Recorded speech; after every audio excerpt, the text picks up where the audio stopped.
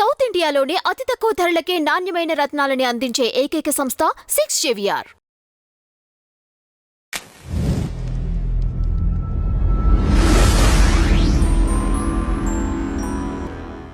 అమ్మ నమస్తే. నమస్తే అమ్మా. అసలు ఏంటి సనాతన ధర్మం అంటే ఏంటి? అసలు అర్థం కూడా తెలియని వాళ్ళు దాంతో వ్యాపారం చేస్తున్నారు. ఏంటమ్మా అసలు సనాతన ధర్మం అంటే ఏంటి? ఎలా ఆచరించాలంటారు దాన్ని? సృష్టి ఏర్పడినప్పుడే ఒక ధర్మం ఏర్పడి ఉందమ్మా.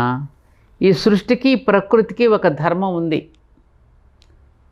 దట్ ఈస్ కాల్డ్ ఎటర్నల్ ధర్మ. ఎటర్నల్ శాశ్వతమైనటువంటిది, ఓకే, చిరాతనమైనటువంటిది, దానికి అంతం అనేది లేదు. అది ఎవరు వ్యక్తుల చేత ఏర్పరచబడిచింది కాదు. ఒక వ్యక్తి యొక్క అభిప్రాయం చేతన వ్యక్తి అపౌరుషేయం. అది సనాతనం అంటే పురాతనం అని కాదు అర్థం. ఎటర్నల్ శాశ్వతమైనటువంటి ధర్మం. అది ఎవరో ఏర్పడితే ఏర్పడిన పేరు కాదు. అది ఈ హిందూ అనేటటువంటి ఈ పదం అనేటువంటిది ఎవరో పెట్టారు, దాన్ని మనం వాడుకుంటాం. క్యాలెండర్ని ఎవరో పెడితే వాడుకోవడంలా మనం. అట్లాగే వాళ్ళు ఎవరో పెట్టిన దాన్ని ఇంకా అనుచానంగా అది వాడేసుకుంటున్నాను తప్ప నువ్వెవరో అమ్మా అని అంటే నేను సనాతని అండి అని చెప్పడం కరెక్ట్. నేను హిందూ అనడం కంటే కూడా నేను సనాతని. నేను సనాతన్. మగపిల్లలైతే నేను సనాతన్, ఆడపిల్లలైతే సనాతని అనుకున్నాం అనుకో, అప్పుడు అర్థమవుతుంది అందరికి. ఏమిటి? ఈ ప్రకృతి ఉంది కదా, నువ్వు గమనించు. ఇప్పుడు శీతాకాలం వచ్చిందిరా, బయట ప్రకృతిలో ఏ మార్పు జరుగుతుందో కరెక్ట్గా నీ దేహంలో కూడా అదే మార్పు జరుగుతుందా లేదా? ఇప్పుడు చలికాలం రాగానే నిన్న మొన్న ఏ షాప్కి వెళ్ళినా ప్రతివాడి సీసాలో ఒక వ్యాజిలిన్ సీసా ఉంటుంది. ఎందుకని తెచ్చుకుంటున్నాడు? ఒక వ్యాజిలిన్ తెచ్చుకుంటాడు. ఎందుకని? బాడీకి అప్లై చేసుకో. ఎందుకని? ప్రకృతి చెట్లన్నీ మోడువారుతున్నాయి, మన బాడీ కూడా మోడువారుతోంది, ముడతలు పడిపోతుంటుంది. అందుకని అప్పటికప్పుడు తెల్లగా వస్తుంటే క్రీములు రాసేస్తారు. వర్షాకాలంలో కూడా మనలో మార్పులు వస్తాయి, వేసవికాలం సరే. ప్రకృతిలో వచ్చే మార్పు మన దేహంలో కూడా వస్తుంది. ఎందుకంటే man is the grand symbol of universe.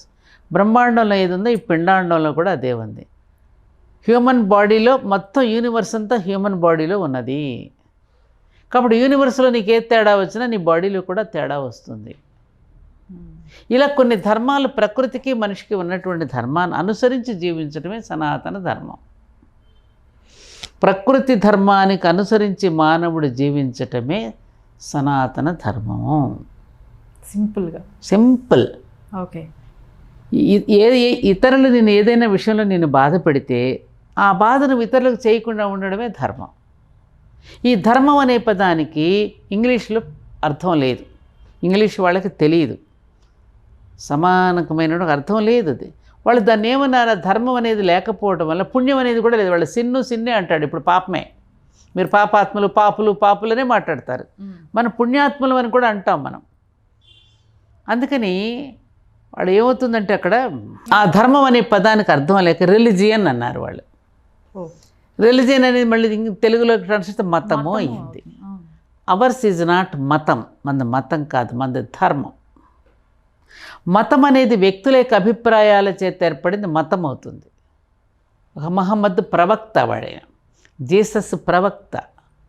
ఈ ప్రవక్తల యొక్క అభిప్రాయాల చేత ఏర్పడింది బుద్ధుడు, బౌద్ధ మతం. అభిమతాలన్నీ మతాలుగా ఏర్పడిపోయాయి. కల్ట్స్ మనకు లేవు. మనకు రామాయణ భారత భాగవతాలు నువ్వు చదివితే ఎక్కడ వశిష్ఠ కల్టు, విశ్వామిత్ర కల్టు, కృష్ణ కల్టు, రామ కల్ట్ అని ఉందా? లేదు కదా. సంప్రదాయాలు ఉన్నాయి మనకి. ఇష్టదైవాన్ని ఆరాధించుకుంటూ వాళ్ళంటూ ఒక సంప్రదాయాన్ని అనుసరిస్తారు, అంతే. అన్నీ కలిపి సనాతన ధర్మమే కదా. ఇక్కడ ఏమిటంటే అది తెలియక అసలు ప్రకృతి. ఇప్పుడు కాసేపు మన పురాణాలు కూడా మర్చిపోదామమ్మా. మనం పురాణాల గురించి ఇంకో పురాణాన్ని ఇంకో కథగా చెప్పచ్చు. మనకు అది వద్దు, అది తీసి పక్కన పెడదాం. నేనేమంటానంటే మీరు ప్రకృతిని అర్థం చేసుకోండి. ప్రకృతిలో ఎంత వైవిధ్యం ఉంది, ఎంత వైవిధ్యం కనిపిస్తోంది నీకు. చెట్టును పోలిన చెట్టు ఉందా అమ్మా? మనిషిని పోలిన మనిషి ఉన్నాడా? పండును పోలిన పండు ఉన్నదా? వాసన పోలిన వాసన ఉన్నదా? రుచిని పోలిన రుచి ఉన్నదా? గోరును పోలిన గోరు ఉన్నదా? వేలుముద్రను పోలిన వేలుముద్ర ఉన్నదా? వెంట్రుకను పోలిన వెంట్రుక ఉన్నదా? లేదే. ఒక జంతువుని పోలిన జంతువు ఉన్నదా? ఒక జీవిని పోలిన జీవి ఉన్నదా? ఈ వైవిధ్యం అంతా ఎవరిది? నువ్వు నేను సృష్టించావా? ఎక్కడిది వైవిధ్యం? మామూలుగా ఒక చెట్టు అంటున్నావురా నువ్వు, మళ్ళీ ఆ చెట్టులోనే మళ్ళీ నువ్వు కొమ్మ అంటున్నావు, రెమ్మ అంటున్నావు, ఆకు అంటున్నావు, పిండి అంటున్నావు, కాయ అంటున్నావు, పండు అంటున్నావే, అంతా కలిపితే చెట్టు. ఈ వైవిధ్యాన్ని కనుక మనం అర్థం చేసుకుంటే, ఈ వైవిధ్యంతో కనుక శృతి కలుపుకుని జీవిస్తే మానవ జీవితం బాగుంటుంది. అలాగే మనుషుల యొక్క స్వభావాలలో కూడా చాలా వైవిధ్యం ఉంటుంది. ఆ వైవిధ్యంతో కూడుకున్న వాటన్నింటినీ కూడా శృతి కలుపుకుని జీవించటమే సనాతన ధర్మం. చాలా చక్కగా చెప్పేశారమ్మా, సింపుల్గా. సింపుల్. లైక్ సనాతన ధర్మం మీన్స్ నథింగ్ బట్ నేచర్ అంటారు, అంతే కదా? నథింగ్ బట్ నేచర్ అమ్మా. ఆ జాతి ఈ జాతి ఈ తేడాలు లేవు అక్కడ. ఈ జాతుల్లో ఉన్న వైవిధ్యాన్ని అర్థం చేసుకుంటూ ఆ వైవిధ్యంతో శృతి కలుపుకుంటూ నువ్వు జీవించు.